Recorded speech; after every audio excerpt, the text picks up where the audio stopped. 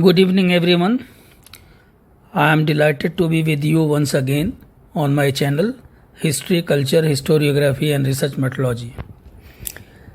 Friends, in my previous video, I was discussing with you on the topic History of Newspapers in India and their impact on society and culture. Part 1. Today, I welcome you in the second part of the discussion of the same topic. The evolution of media and newspapers has a long history in India, spanning from 1780 till today. In the previous video, I had covered the period between 1780 to 1823. In these 43 years, many eminent personalities started many important newspapers. Governor Generals of East India Company at times imposed censorship on the press to suppress the free voice of journalists because they criticized the wrong policies of Britishers. At times, the censorship or ban was removed. Today, we will further our discussion from 1823 onwards. Friends, John Adams was acting Governor General. In 1823, license system was made necessary by John Adams. Ban on freedom, rupees 400 penalty for criticizing the government policies. Ram Mohan Rai submitted a petition in Calcutta High Court against this rule, but his petition was rejected. Charles Metcalfe lifted the ban from newspapers in 1935. Now, I will discuss all these points. John Adams, as I said, was acting Governor General. He reversed the liberal policy of Lord Hastings and passed new regulations. According to new regulations, every publisher had to get a license from the government. A press without a license was a penal offence. The defaulters could be fined rupees 400 by competent authorities, and their press could be seized by the government. Penalty for infringement was a fine of rupees 1000, commutable to imprisonment without labor for a period of not more than 6 months. Moreover, government had the right to cancel the license at its will. The restriction was directed mainly to the Indian language newspapers or those edited by the Indians. Ram Mohan Rai was one of the greatest social reformers of modern times. He was the pioneer of modern social reformers. Ram Mohan Rai stood for a free press. Ram Mohan Rai and 5 or 6 other most respectable native inhabitants of Calcutta were protesting against the regulation of John Adams and filed a petition against this regulation. Their petition was, however, rejected by the Supreme Court. The new regulation was formally enacted by the government on April 1823. John Adams was succeeded by Lord Amherst. Lord Amherst also liked to control the press. He issued the press regulations of 1825 prohibiting the servants of East India Company from having any connection with the press. Lord William Bentinck introduced some reforms, but licensing system was not revoked. Lord William Bentinck was known for his reforms, so he introduced some reforms regarding press, but licensing system was not revoked. During Bentinck's time, Indian language newspapers began to flourish. After Bentinck, Charles Metcalfe took over the charge as Governor General. Charles Metcalfe was the successor of Lord William Bentinck. He was known as Liberator of Indian Press. He was very liberal.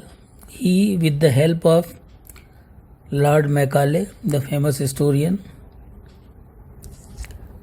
drafted new regulations and repealed the Licensing Act of 1823 and passed the Press Act of 1835, the most liberal press act in Indian history, in Indian press history, you can say. Friends,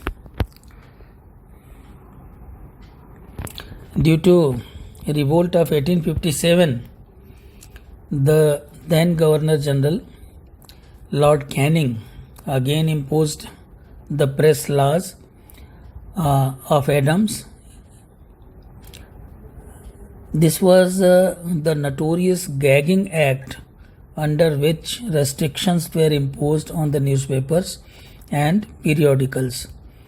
The censorship continued up to 1 year, and it was removed after the revolt was over. During the Governor Generalship of Lord Lawrence in 1867, a historic Press and Registration of Books Act was passed. This regulation served the dual purpose. Firstly, the purpose of this law was to keep the government informed of the activities of printing presses, and secondly, restrictions on printing presses were removed.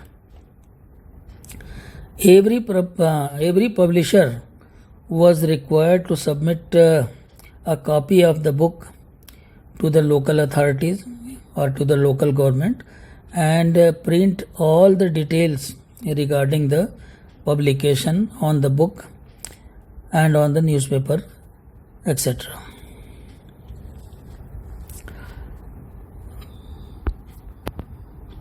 In between, many new newspapers were launched. Dainik Mumbai Samachar, as you can see on your screens, in Gujarati from Bombay in 1822. Bang Doot 1833. Innovation by Young Bengal. Raft Goftar by Dada Bhai Noroji. Persian newspapers. Shamsul Akbar in 1823. Ain 1831. Sultanul Akbar 1835. Mehar-e Munir 1841. Some Hindi newspapers were also launched. Udant Martand was the first Hindi newspaper, started in 1826 by Jugal Kishore Shukla. Bharat Mitra from Calcutta by Bal Mukund Gupta, Hindustan from Kala Kankar,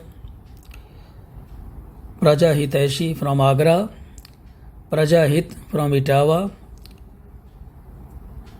Kavi Vachan Sudha by Bhartendu Harishchandra in 1867, Hindi Pradeep by Bal Krishna Bhatt 1877, Saraswati in 1900 by Chintamani, Ghosh Pratap in 1910 by Ganesh Shankar Vidyarthi, Shom Prakash in 1859 and Hindu Patriot by Ishwar Chand Vidyasagar, Amrit Bazar Patrika in 1868, it was a weekly and launched by Motilal Ghosh. In 1891 became a daily newspaper. 1878 Vernacular Press Act of Lytton was enacted. Vernacular Press Act was designed and enacted by Lord Lytton to curtail the freedom of the Indian press. Besides, he wanted to punish the journalists and writers for seditious writing against the British and prevent the expression of criticism towards the British. So, in 1882, Lord Ripon repealed the much denounced Vernacular Press Act of 1882. 1870, Vernacular Press Act of 1872. Friends, Newspaper Act 1908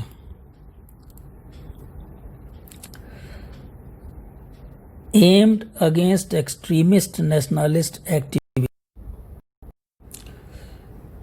The Act of 1908 empowered the magistrates to confiscate press property which published objectionable material likely to cause incitement to murder or acts of violence.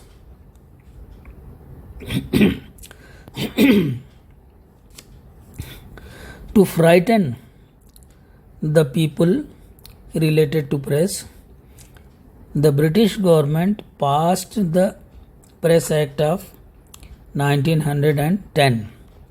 This act was a revision of the Vernacular Act that empowered the local government to demand a security at registration from the printer or publisher and forfeit or deregister if it was an offending newspaper. And the printer of the newspaper was required to submit 2 copies of each issue to local government. In 1830, Mahatma Gandhi launched the civil disobedience movement, and to suppress the movement, Indian Press Act of 1831 was passed. This act gave sweeping powers to provincial governments to suppress propaganda for civil disobedience movement. It was further amplified in 1932 to include all activities calculated to undermine government authority. In 1939, the Second World War started, and under the Defense of India rules, many restrictions were imposed on the freedom of press. This act gave emergency powers to British government.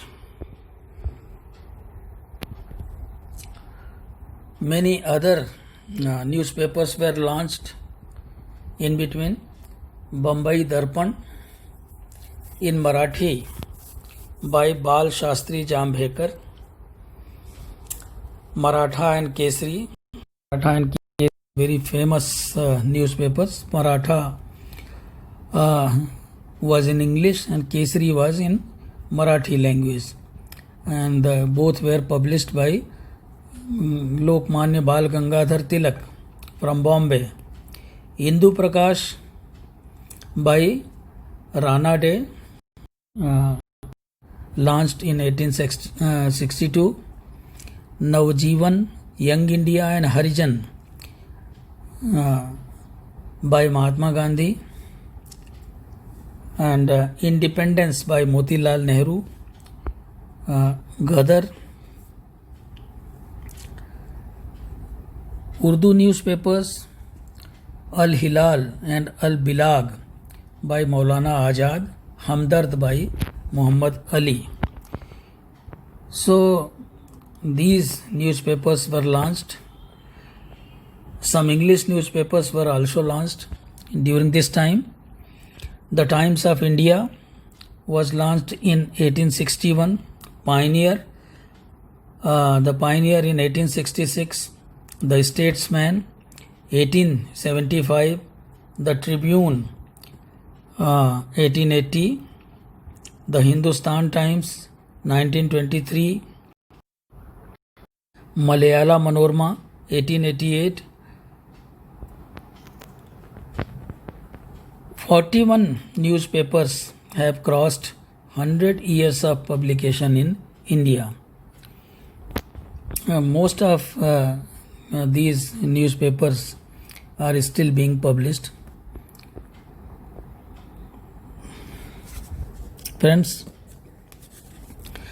newspapers are classified into three categories: broadsheets, tabloids, and Berliners or middies. Almost all newspapers have internet editions these days. There are some web newspapers also. After the advent of printing nearly 6 centuries ago, the print media was the only form of communication. Then came the electronic medium.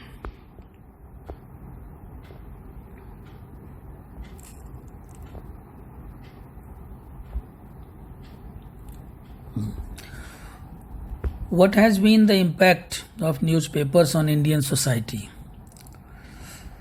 According to present estimates, newspapers are read and purchased by less than 20% of India's population.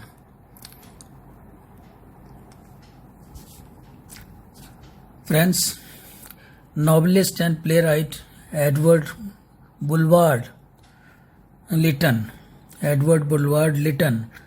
wrote in 1939 in his historical play Cardinal Richelieu, "The pen is mightier than the sword." The pen is mightier than the sword. यानी कलम में तलवार से अधिक ताकत है.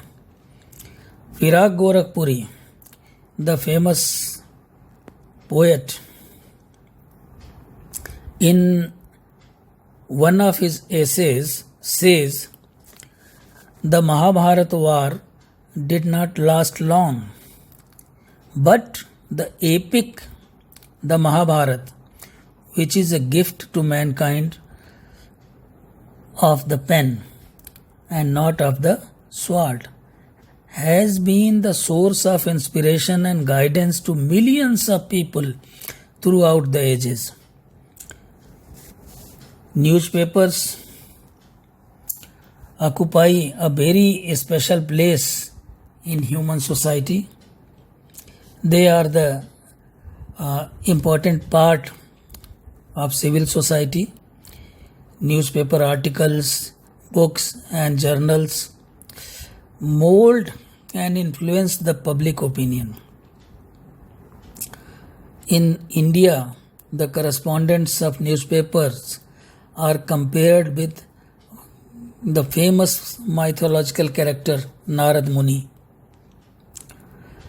In a democratic country like India, press is free after independence and known as fourth column of democracy. They are the media is the watchdog of democracy. Newspapers have become very powerful and always keep an eye on government policies and welfare schemes and make the people well informed about government policies. Friends, after independence or during post independence period, these famous newspapers are owned by big media houses, and big media houses were owned by big industrialists, and these industrialists have so many political connections. So everything has changed now. Newspapers, though, often criticize the government for their wrongdoings, but nowadays journalism has become a luxurious profession. Most of the journalists and newspapers are attached to some political parties. Many political parties also publish party newspapers and journals to spread their party's ideology. Friends, a wide gulf has been created in information rich and information poor. Instead of democratizing and bringing equity, the newspapers have helped to perpetuate a class structure in society. Women and media, media and consumerism, media and human rights, these are the hot topics of coverage these days by many newspapers. Friends, journalists have become slaves of some kind of ideology these days, and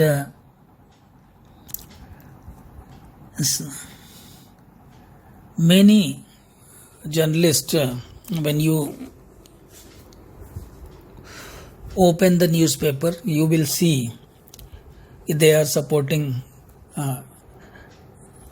some political party or the other. There are so many news agencies like United News of India, Press Trust of India, Reuters, Agence France Presse, Associated Press, United Press International, Kyodo, a Japanese news agency, TASS of Russia, DPA of Germany, etc. These news agencies provide news to media houses for publication. Friends, as far as impact on culture is concerned, sometimes vulgar advertisements leave a very bad impact on our young boys.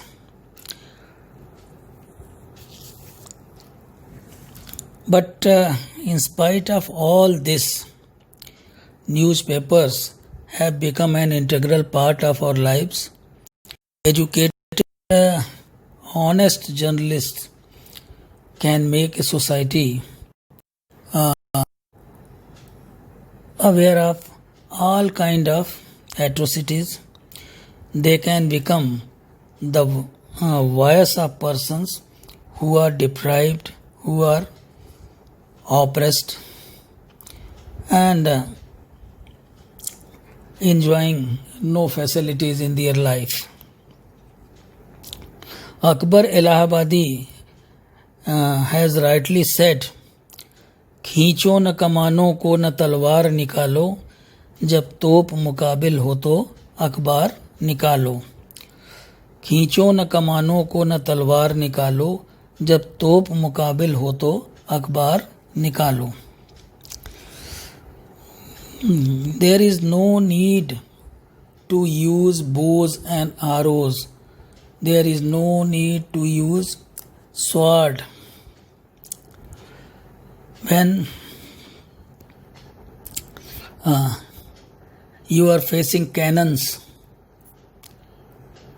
then you should publish a newspaper. Why? Because the pen is mightier than the sword.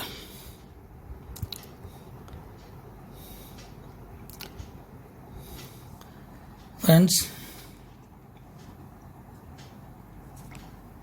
there are three types of agencies which seek to ensure that the media honor their obligations to the society. They are the State, Press Council and Ombudsman. The state intervenes through legislation. A press council may be voluntary or statutory. So, I hope you enjoyed this discussion. I tried to explain all these things briefly, and if you really enjoyed this discussion, then please like, comment and subscribe my channel. Thank you. Good night. Namaskar.